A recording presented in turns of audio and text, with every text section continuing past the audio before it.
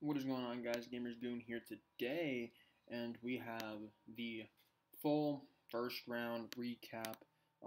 Don't know if you were able to stop in for the NFL draft live stream. We did do a whole about 4.5 hour live stream for the draft. And if you weren't able to hang around, we did have a long day, man. About 4 hours, something like that, of straight picks. It was an exhausting day.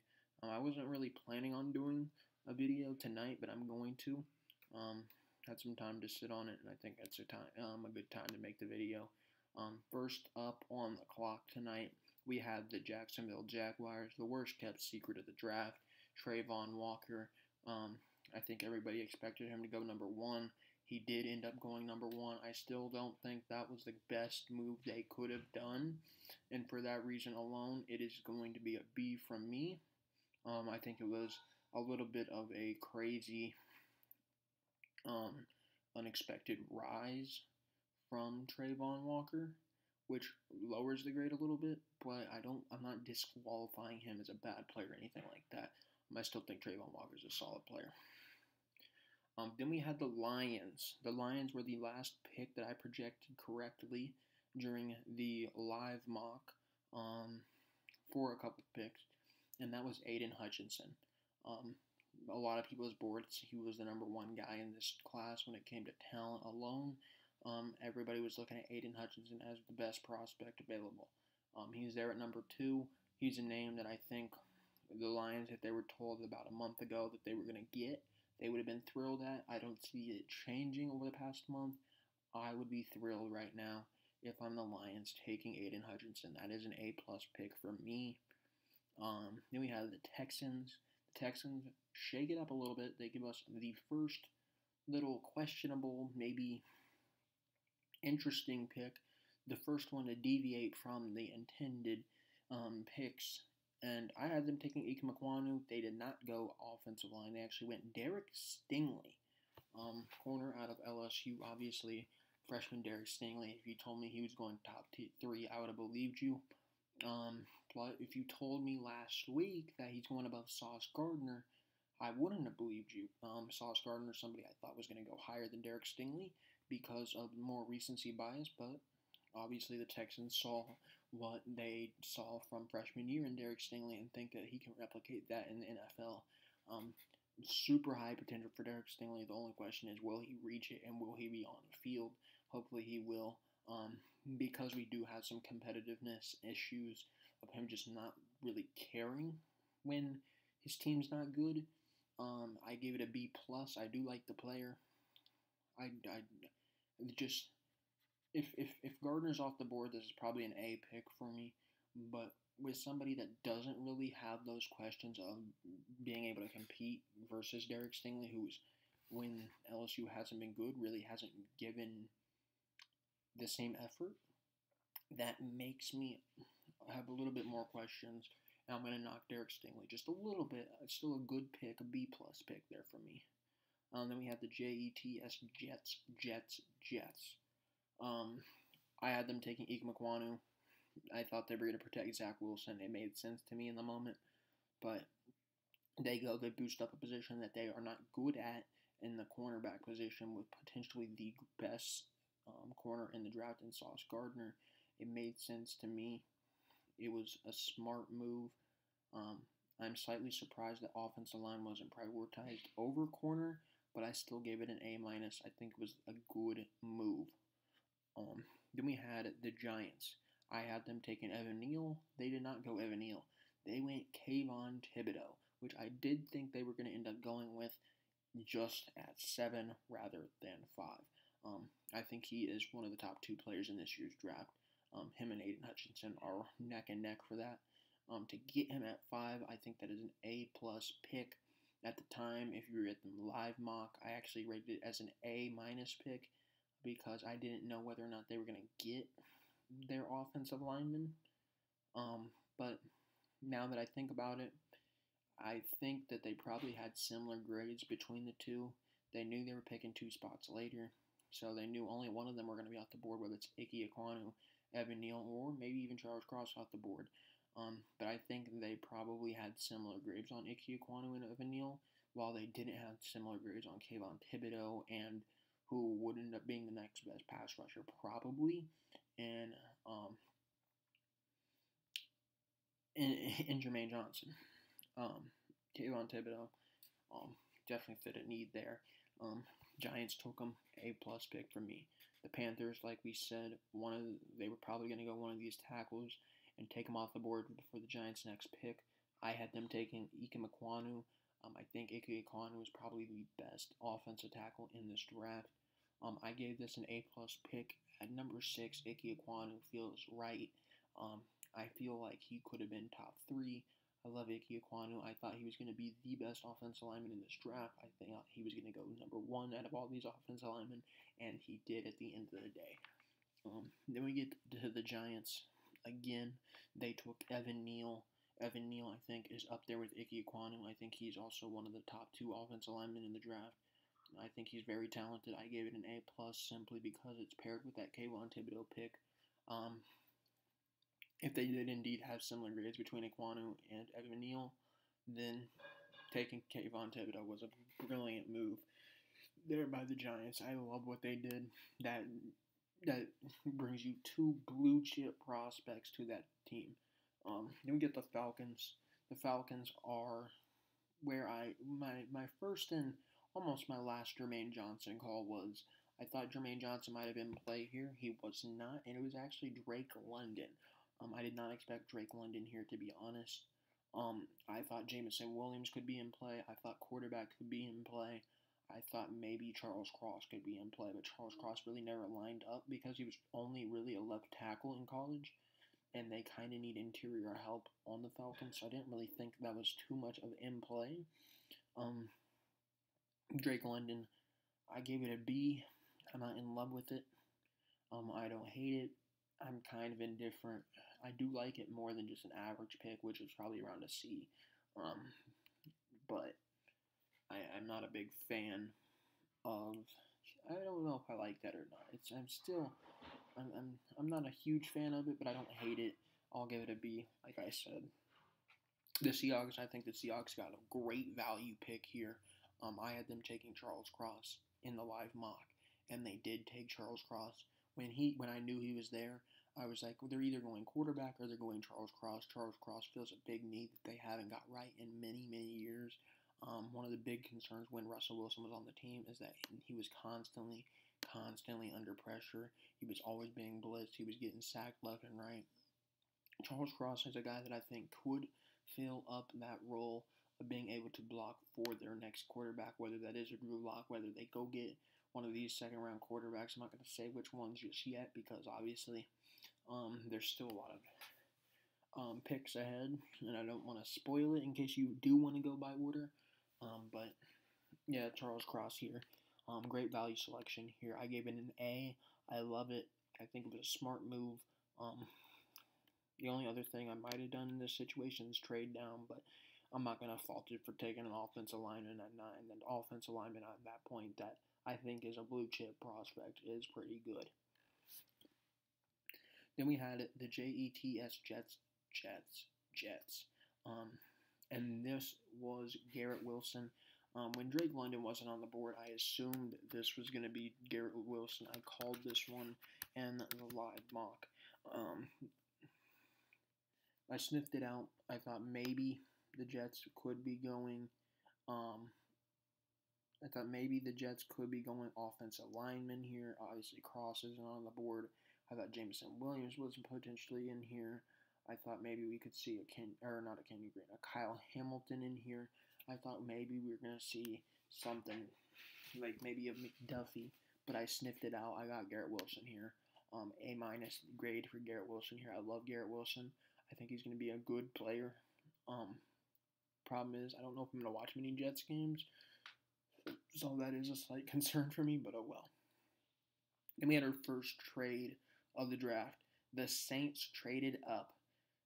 So what they got is for number 11, they gave up $16.98 and $120 to the Commanders to come up to number 11, and I had them taking Jameson Williams while they called up, but they took Chris Olave.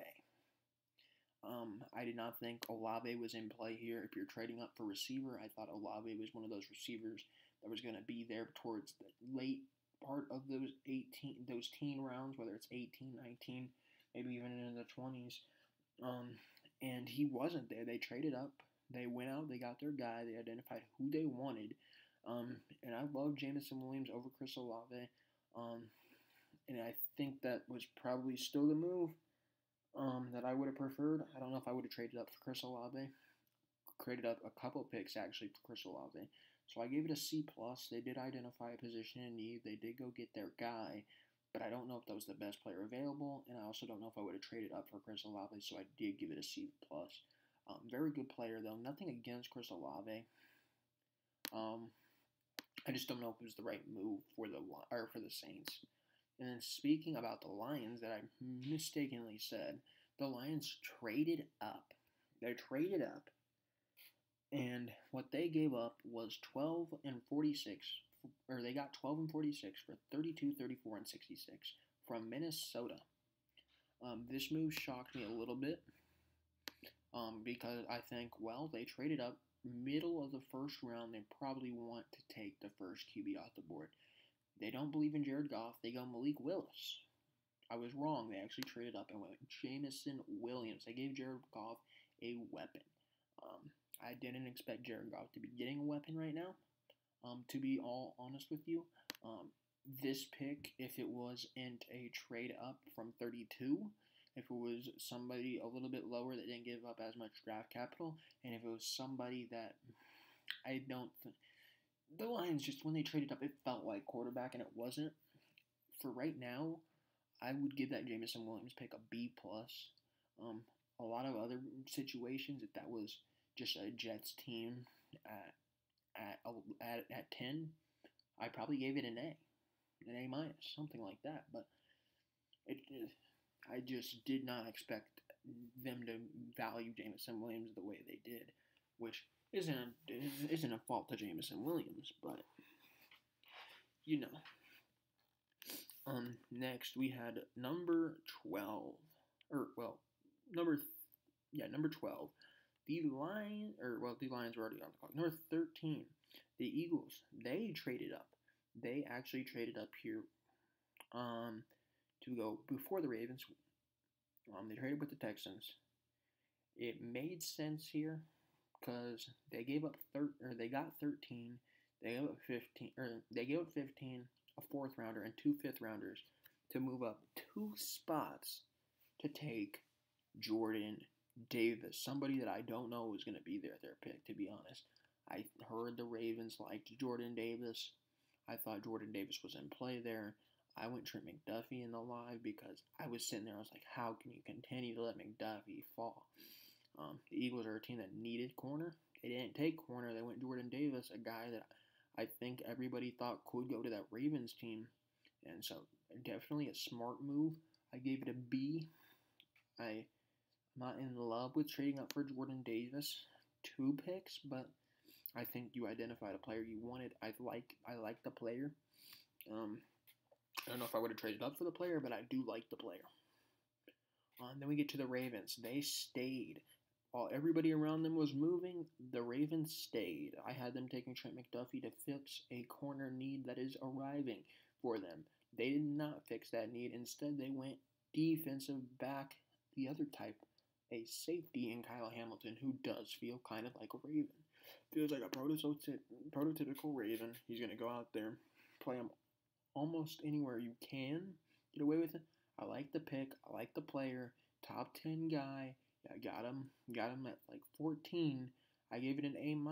I like McDuffie there a little bit more, but I think that's a really good selection. Then we had the Texans, obviously the trade down. We talked about it earlier. I had them taking Trent McDuffie, which is a complete false thing. I had him taking McDuffie because I was starting to get mad that McDuffie wasn't getting picked. And I never realized live that I had Derek Stingley there. Kenyon Green was their ultimate selection. That I still would have been wrong because I probably would have guessed maybe a Zion Johnson here, maybe a Jermaine Johnson here. I would not have gotten Kenyon Green. Good player. I like the player. I think it's early for the player. C plus. I think it is a great player and a great fit, but I would not have took him at where they took him. I would not have took him at 15. The Commanders. They had a trade. Obviously, we talked about it. I also had them taking McDuffie. Why? Because McDuffie's still on the board, and they've kind of been linked to McDuffie. They've been linked to Kyle Hamilton. They've been linked to Derek Stingley if he falls. I thought maybe they're in play. They didn't think the same. They thought Jahan Dotson, receiver out of Penn State, was in play. I like Jahan Dotson. I think he's good. I think this is probably a better fit for them than maybe some of the other receivers that went before him. I would not necessarily have loved Drake London here. I would not have loved Chris Olave here. Jahan Dotson does feel better, but I do think Treylon Burks is better. I do think Pickens is better. I do think Sky Moore is better than Jahan Dotson.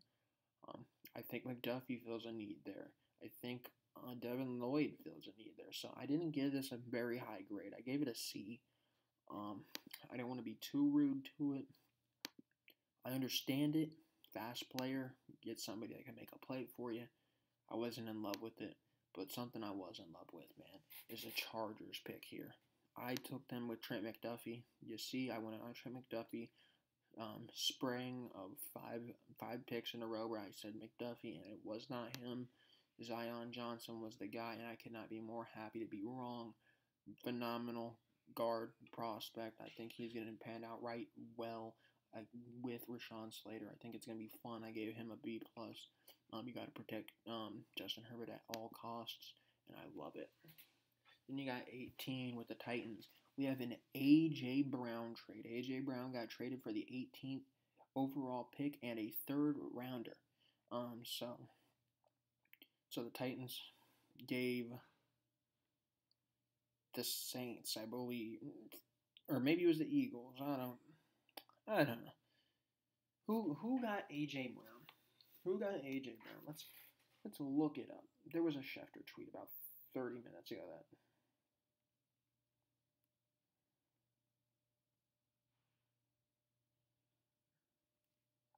A.J. Brown.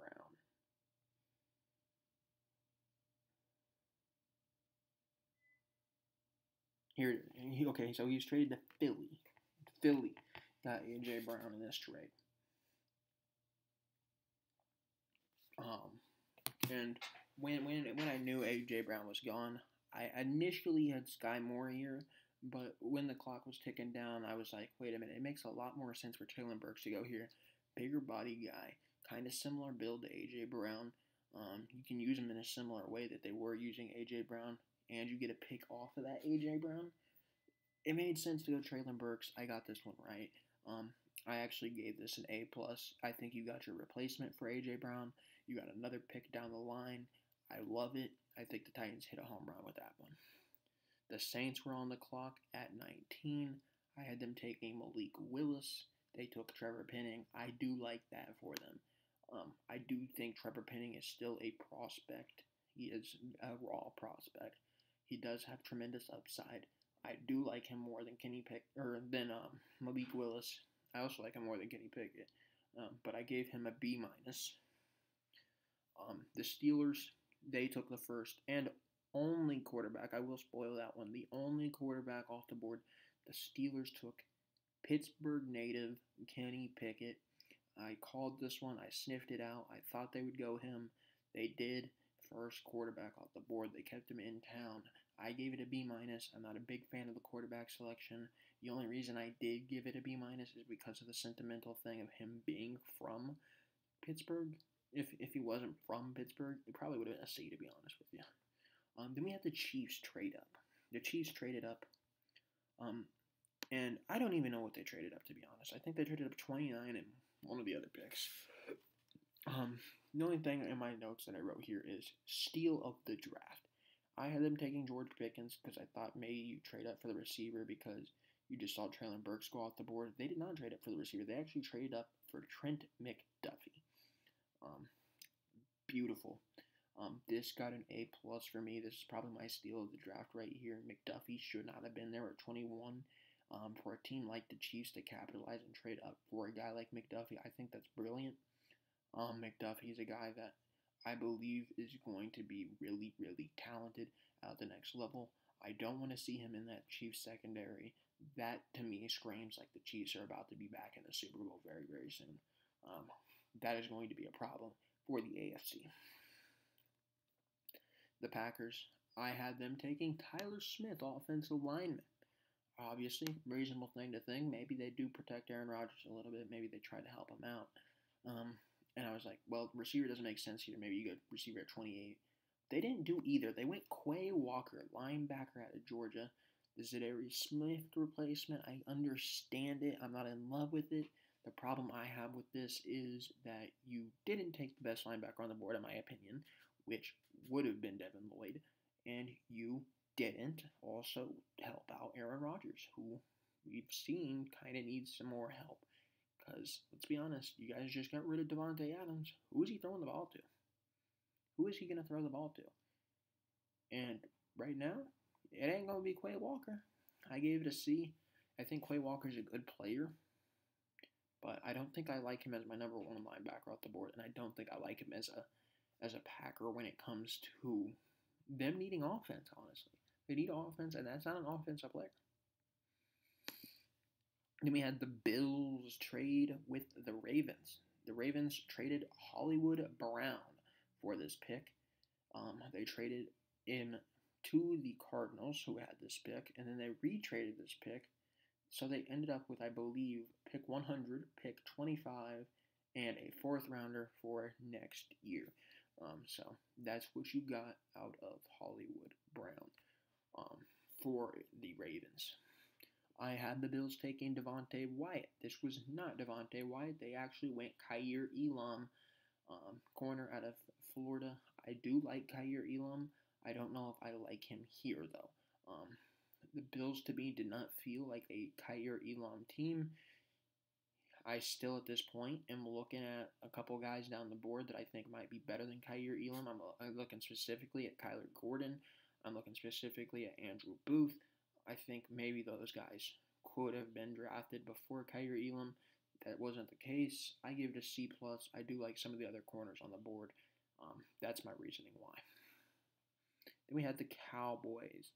The Cowboys, they were in the spot at 24. I had them taking Devin Lloyd. I thought maybe they were going to go best player available plus position in need, which would have been Devin Lloyd at that position. They went Tyler Smith.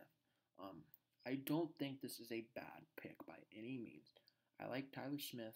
I think the Cowboys were smart to go offensive line. But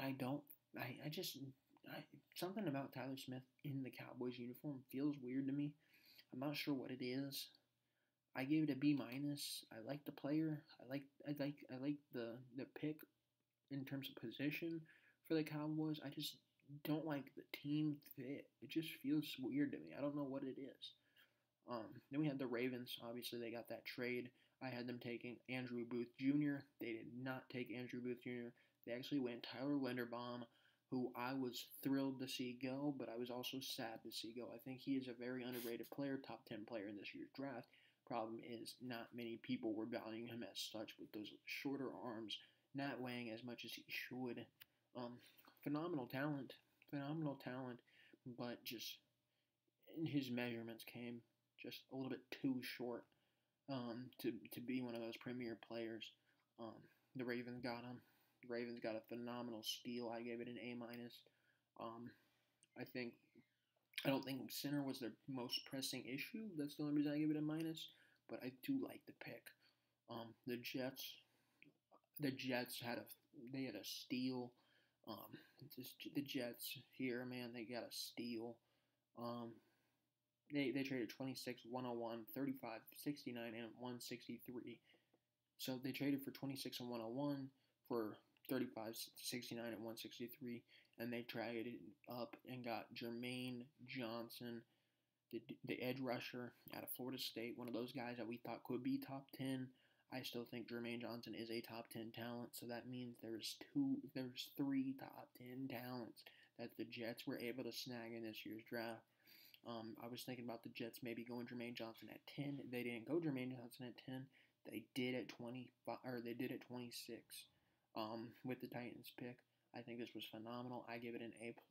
If I had to say there was a winner of night one of the draft, it was by far the Jets. They got 3 elite blue chip prospects, in my opinion. Then we have the Jaguars. They traded up for 27, which belonged to the Bucks. They had 27. They gave up 33, 106, and 180. Kind of feels like a lot to move up 6 spots. They did, however, identify the need of linebacker. They took the best one available. In my opinion, the best one in the entire draft, Devin Lloyd. Second linebacker off the board, but I do think he was the best player available at this spot. I did give the position a need. I gave it an A-. I don't like the trade haul. I would not have given up 3 picks to move up 6 spots. I would have maybe gave up 33 and 106. If they did not like that, then beat it. I don't think the Bucks would have took linebacker.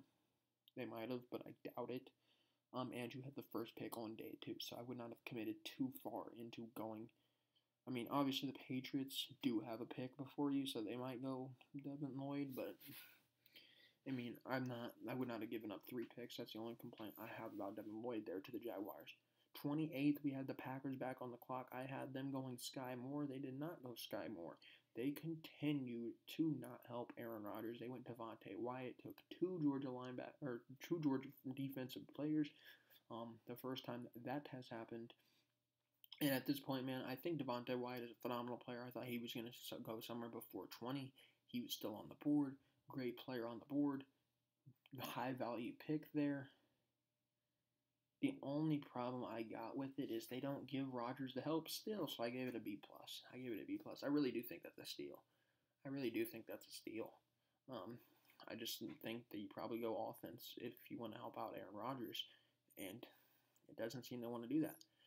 The Patriots, I had them take Andrew Booth. They did not take Andrew Booth, and you're going to start to see a little bit of a common thing here. My theory was Andrew Booth fills up that J.C. Jackson role pretty well. They did not see it the same way. They took Cole Strange. And we had a quote from Sean McVay. He said, "We spent all that time scouting Cole Strange, thinking he might be there at 104, so I guess we wasted our time." Cole Strange, definitely not somebody I expected to be in the first round. I think he might be a good caliber player, but this just feels like one of those weird Patriots types picks, and I just can't give it the same love that I've given. I've been fairly nice to everything so far today, except really the Quay Walker pick. And man, I can't even give it a C+. I can't even give it a C. I have to give it a C-. I'm not a fan of this move at all. You guys might know that the Patriots, I grew up as that being my second team because I was a big Tom Brady fan growing up. So I'm familiar with what the Patriots need, and I don't think Cole Strange was what they need. Obviously, receiver here, you might have gotten Pickens. Obviously, Bill Belichick is not a big fan of all those crazy type of like outside nonsense. So he's not going to be the kind of person to sit there and let you squirt a water bottle at a player. So maybe it wasn't going to be Pickens after all. I thought maybe in this situation you go Booth Jr., high character guy, good outside guy, get Phil a little J.C. Jackson. But you never know with the Patriots, man. They never follow a set path. They just do some random stuff. And Cole Strange is definitely random. Definitely random at 29. I give it a C-. That was shocking to me. The Chiefs at 30, I had them taking Sky Moore. They did not go Sky Moore. They went George Karlaftis, best player available. Great value pick. I gave it a B+. I wanted to give it a better pick. I don't think I getting the best player available. That should easily have been in the top 15. They just really never had like a solidified role. I give it a B plus. I think it's a good selection, but I'm not in love with the fit. I don't know where he fits on the Chiefs team, but I do think he's a really good player, and the player alone carries him to a B plus. The Bengals, on the other hand, I love their selection. I thought they would go Andrew Booth here. They did not. They went Daxton Hill, cornerback slash safety hybrid out of Michigan. I love this kid. He has potential to be a return man at the next level. He is a phenomenal guy to have in that secondary. He can do whatever you ask of him. To me, it was a toss-up between him and Andrew Booth, who was the next best available player at that defensive back position. So I gave it an A. Very, very phenomenal pick for the Bengals, and that is a pick that I think could help them make that next step forward. They were in the Super Bowl last year. Maybe that's the thing that helps them overcome just from being a Super Bowl contender to winning the Super Bowl. I thought offensive line was in play here, but obviously there's not really any offensive lineman here unless you do want to reach on somebody, which I don't think after taking Cole Strange that anybody was going to reach anymore on the offensive lineman.